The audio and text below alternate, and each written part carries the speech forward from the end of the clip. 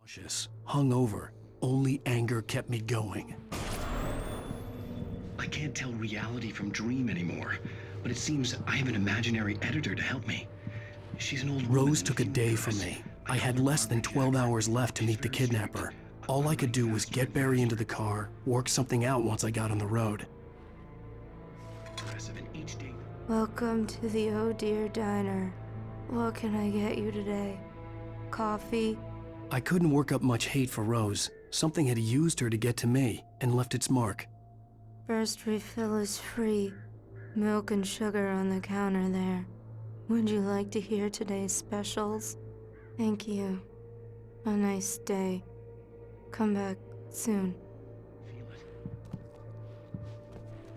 Barry was out of it. He was way too heavy to carry. You're right. I deserve more money. I'm so handsome.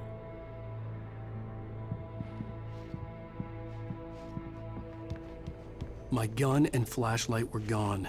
I'd have to find a way to get Barry into the car as quickly as possible. There was no time to waste. Mr. Randolph liked Rose. That little smile she had. How she was still sweet when life had tried so hard to make her bitter. It wasn't any of his business what she did in her trailer. But those strangers, the writer and his smart-ass sidekick, looked like trouble. And they'd been in there for hours, way past her normal bedtime. He reached for the phone and called the sheriff's station.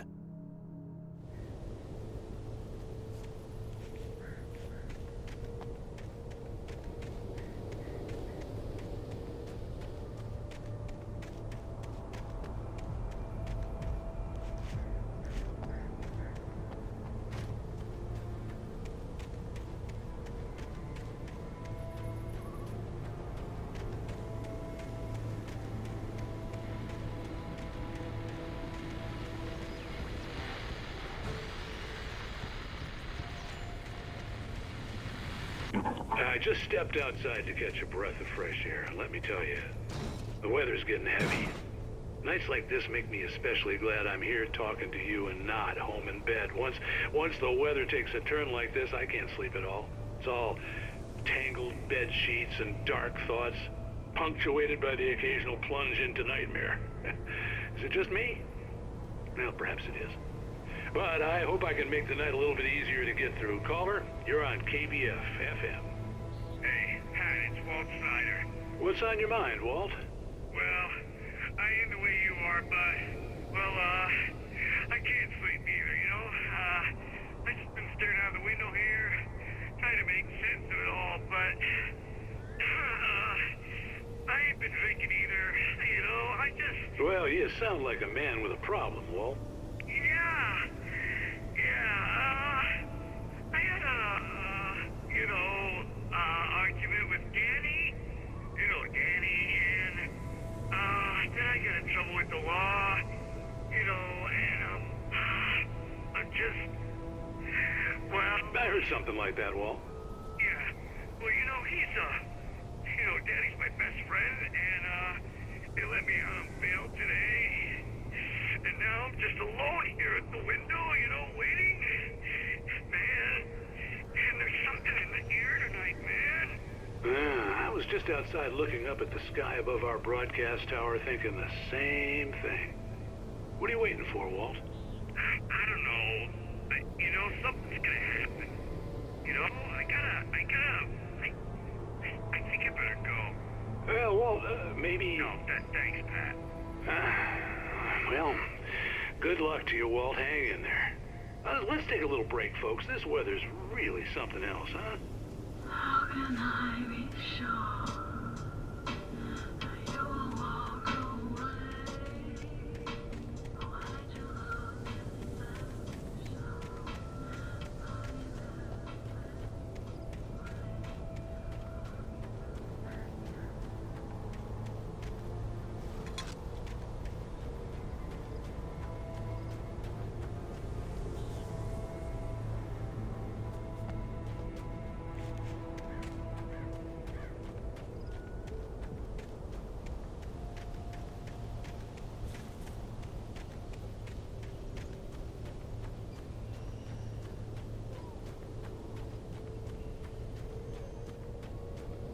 you're gonna get it now. God knows what you've done to that poor girl. This is Agent Nightingale, FBI! Get him up, Hemingway! You're under arrest! You move a muscle, I'll unload right in your goddamn face!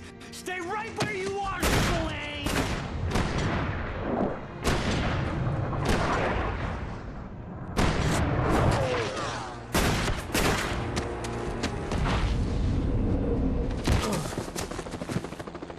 What are? I'm standing right here, you goddamn maniac!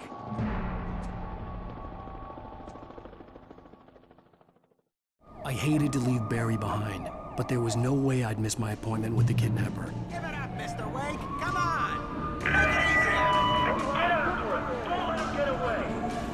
Move it! Move it! Move it! I'll have you shot if you let him get away!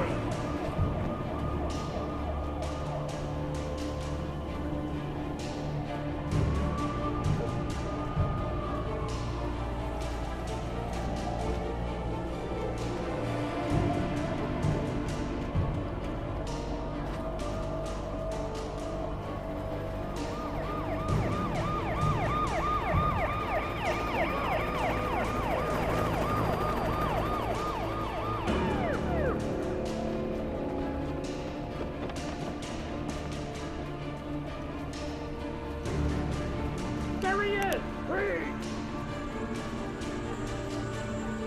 Okay, Ben. Keep your eyes peeled. He's gonna try to make it through here. Oh, damn. Stand out! No! Stop! Get away! Stop! Come on! God damn it! Where did he go?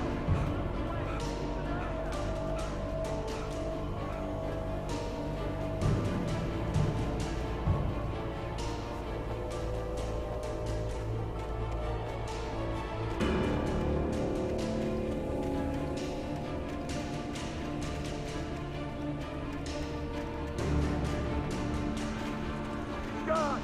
Come on, guys! We need to head him off! For decades, the darkness that wore Barbara Jagger's skin slept fitfully in the dark place that was its home and prison. It was hungry and in pain. It dreamed of its nights of glory when the poet's writing had called it from the depths and given it a brief, terrible taste of power and freedom. The rock stars had stirred it from the deep sleep the poet had sunk it back to in the end. When it sensed the writer on the ferry, it opened its eyes.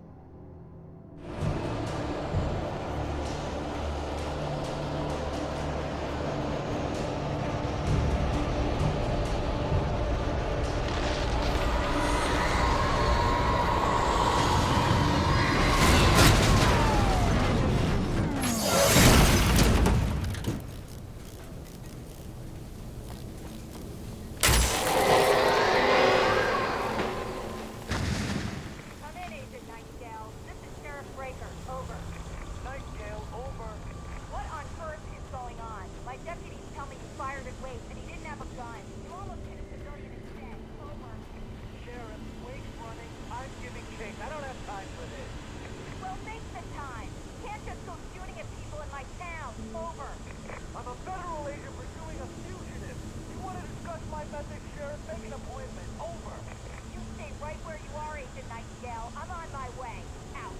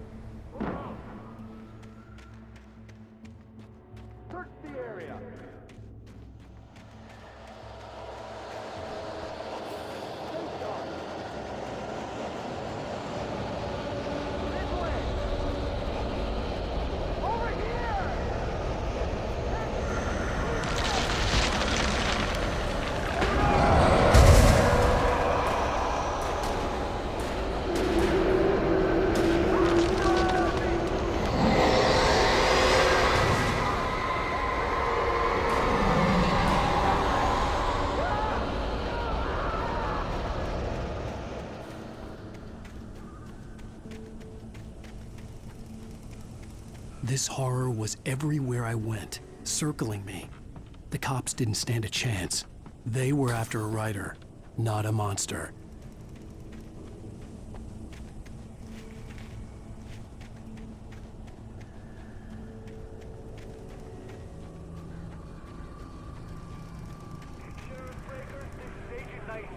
I've lost contact with person menu assigned to me. It's Blake's doing.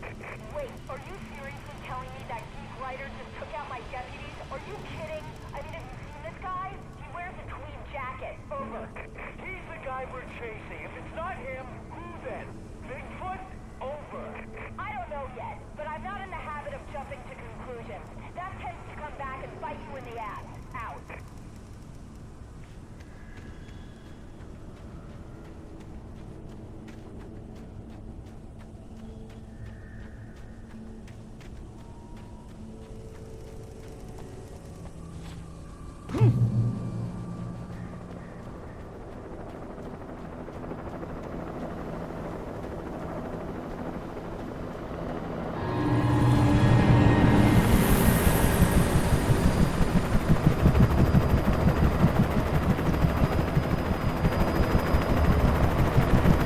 You on the ground. Hold it right there. There's nowhere to run.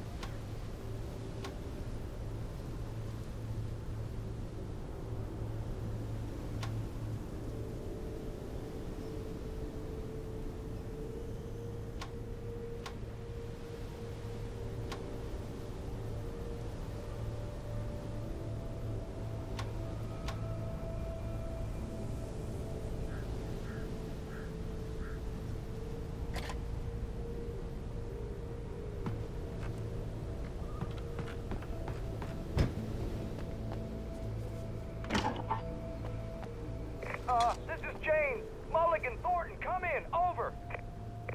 Thornton here. James, we got both Wheeler and Rose in custody. They didn't put up a fight or anything. Why, they were... Hey, what you... Come on!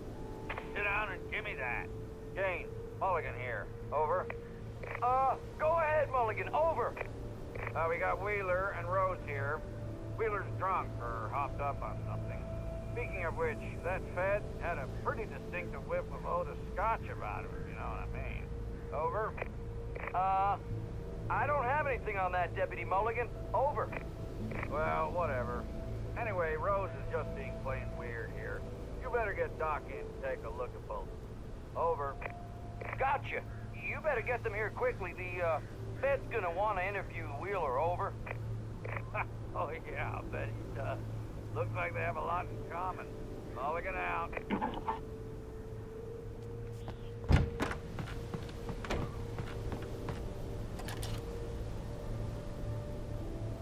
I could see the lights of the radio station in the distance.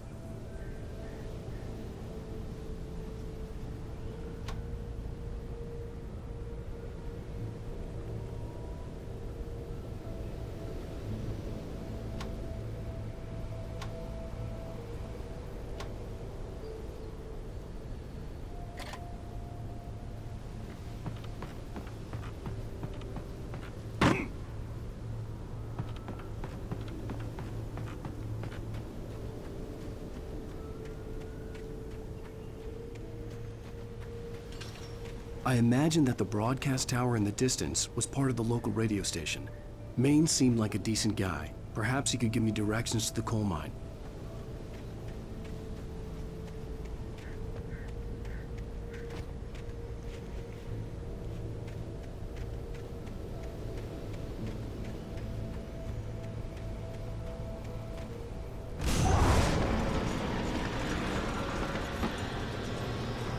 Unnatural shadows clung to the gate.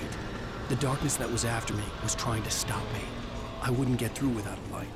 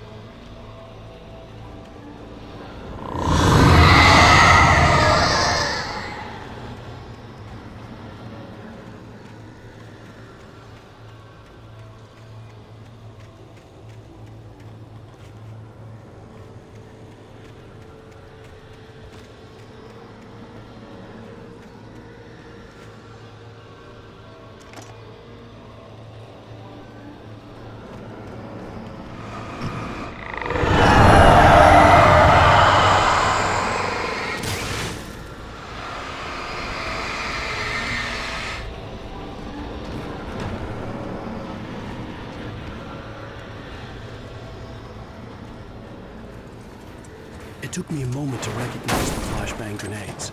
They were an ideal weapon for my situation. Team 1, come in. Over. Team 1, this is Sheriff Breaker. Report. Over. Team 2, come in. I need a report. Over. Come on, guys. Talk to me. Come in, please. Over.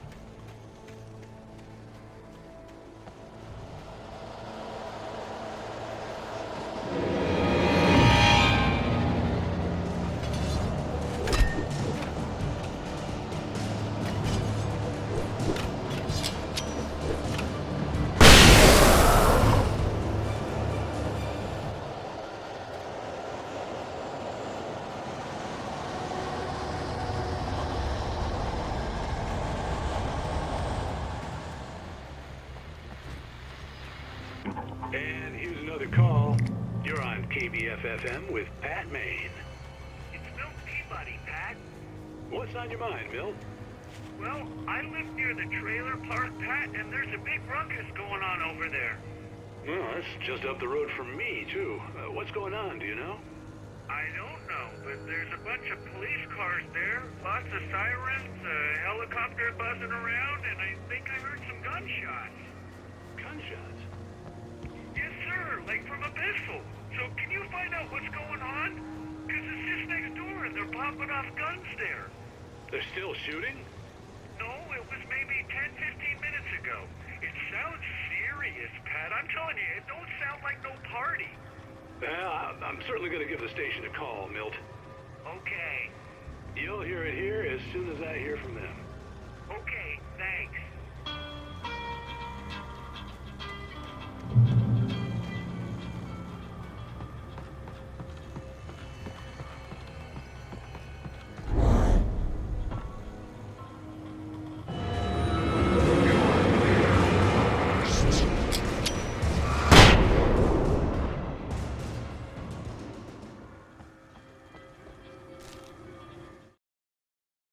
Touched by the dark presence, Rose was lost in a dreamland where everything was drawn in black and gray crayons.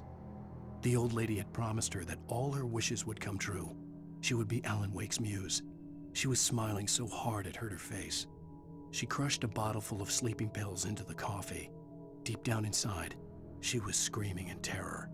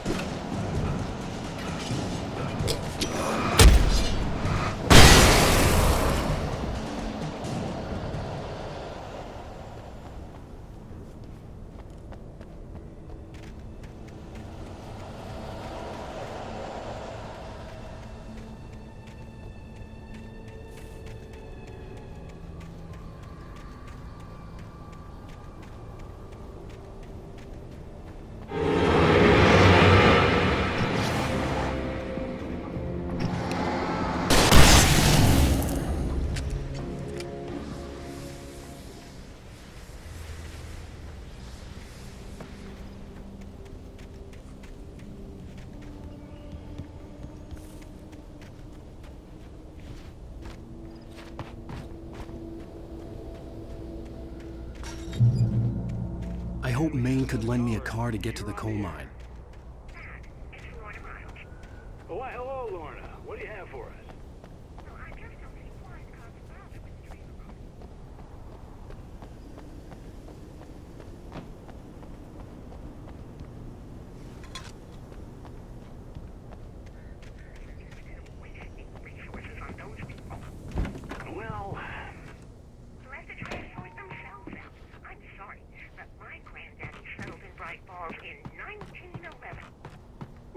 thank you very much for that compassionate viewpoint, Lorna. Holy, that was a surprise. The famous writer Alan Wake just walked in, folks. I'm gonna see if I can talk him into an interview. Come on in, Mr. Wake. Oh, I'm so glad you could find the time to do this, Mr. Wake. Nowhere to run now, Dan Brown. You back away from me. Don't hurt her. Whoa, everyone calm down. Put the gun down. We're all friends here, right? Cool your jets, Nightingale. We got him. Judas Priest! What the hell's the matter with you? There's a civilian in there.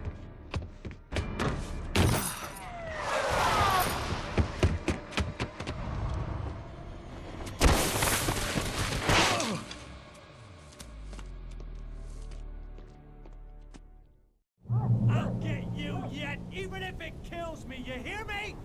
You hear me, H.P. Lovecraft? I had fallen off so many cliffs it was ridiculous. That's what you get for naming a book The Sudden Stop.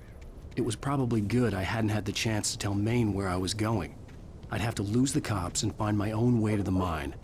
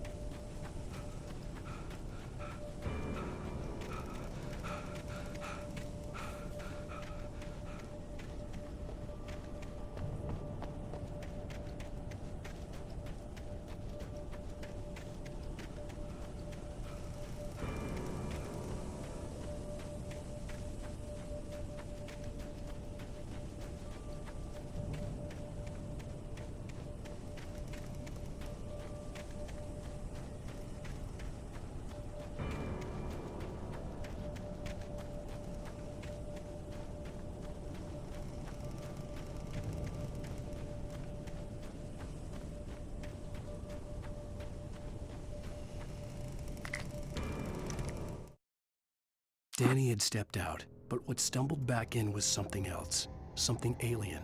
A monster. Walter tried to kill it, first with his fists, then a chair. It wouldn't die. Instead, it kept coming, unaffected by the beating it had taken. After Walter managed to kick it down the cellar stairs, fear took over. He ran, got behind the wheel, gunned the engine. The booze wouldn't make him forget, but he knew he had to try.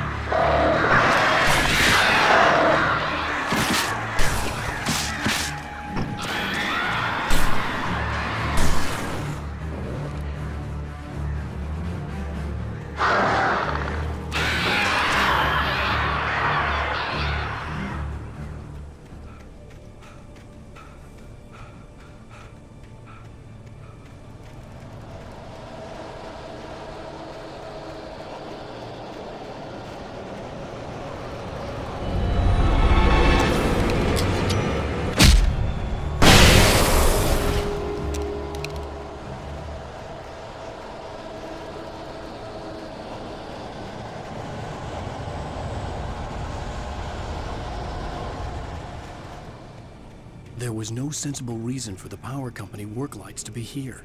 It was almost as if they'd been left for someone like me to use.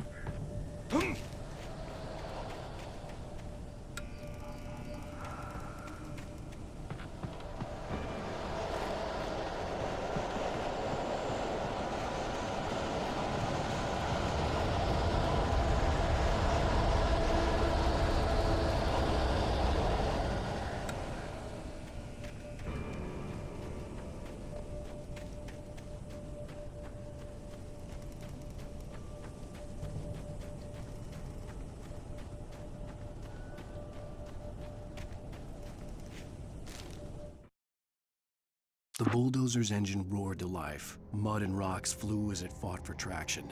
It crashed through the concrete wall and landed heavily in the yard.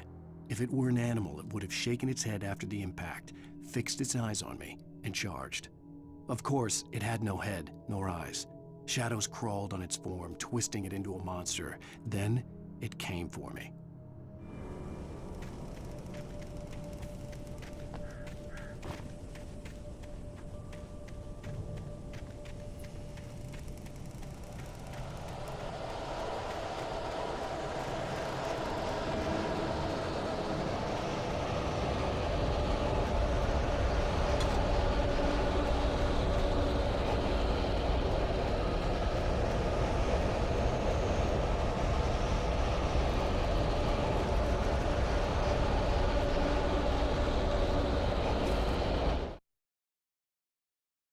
Sarah trusted her gut, and her gut said Agent Nightingale was an asshole.